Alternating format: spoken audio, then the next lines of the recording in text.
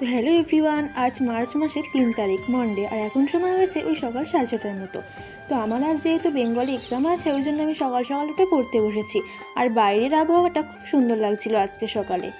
আর আমি এখানে বেঙ্গলি পড়ছিলাম, আর এখন সময় হয়েছে ওই সকাল 7টা 7। তো আমার বাবা অফিস থেকে ফেরার সময় বারাসাত থেকে এই মাছটা কিনে নিয়ে এসছে।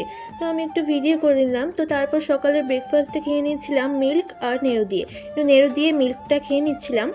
তো তারপর সকাল সকাল 2 শালিক দেখে আমার তো মনটাই ভালো হয়ে গেল।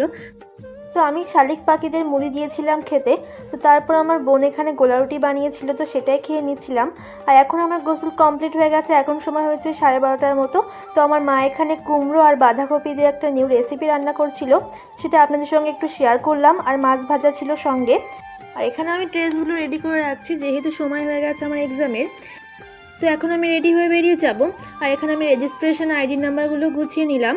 তো এরই মধ্যে আমি এক্সাম দিয়ে বাড়িও চলে এসেছি। এখন সময় হয়েছে বিকাল 4:30টার মতো। তো আমি আপনাদের সঙ্গে প্রশ্নটাও শেয়ার করে দিলাম। আর আজকে এক্সামটা আমার অনেক বেশি ভালো হয়েছে। তো রেজাল্ট আউট হলে অবশ্যই আপনাদের সঙ্গে শেয়ার করব। তো আজকে যেহেতু আমার এক্সাম ছিল, ওই জন্য আমি রোজায় থাকতে পারিনি। তো আমার মা রোজায় আছে, ওই জন্য মায়ের জন্য ইফতারটা রেডি করে দিচ্ছিলাম। আর আজকে একটা নিউ ডেজার্ট বানাচ্ছিলাম আমি আর মা মিলে।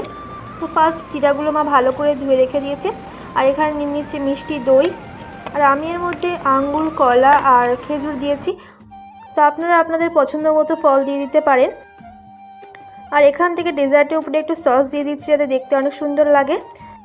দিন আজকে মা রান্না করেছিল মাছের ঝাল টমেটো দিয়ে, আর ঘুগনি রান্না করেছিল, সঙ্গে ছিল ডাল। তো খেতে অসাধারণ লেগেছিল। দেন রাতে আমি এখানে মাছ দিয়ে ভাত খেয়ে নিচ্ছিলাম।